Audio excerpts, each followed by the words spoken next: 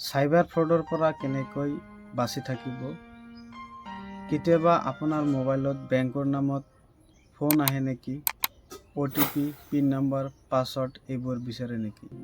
মনত ৰাখিব, এইবোৰ বেংকৰ পৰা OTP, পাছৱৰ্ড কেতিয়াও নিবিচাৰে। কেতিয়াবা লটাৰী, ফ্ৰী অফাৰ এইবোৰত ক্লিক নকৰিব। ক্লিক মানে আপোনাৰ একাউণ্ট হেক হ'ব পাৰে। QR কোড স্কেন কৰাৰ আগতে এটা কথা নিশ্চিত কৰি লওক যে আপুনি টকা দি আছে নে টকা আহি আছে। এটা কথা মনত ৰাখিব, QR কোড স্কেন কৰি টকা কেৱল দিবহে পাৰি, টকা একাউণ্টত কেতিয়াও নাহে। এইটো ভালদৰে মনত ৰাখিব।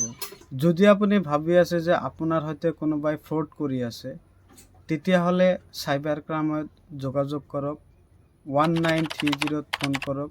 cyber.go.in ত কণ্টেক্ট কৰক, নাইবা আপোনাৰ বেংকৰ কাষ্টমাৰ কেয়াৰত যোগাযোগ কৰক। সচেতন থাকক, সজাগ হওক। চাইবাৰ ক্ৰাইমৰ সুৰক্ষা আপোনাৰ হাতত। ধন্যবাদ।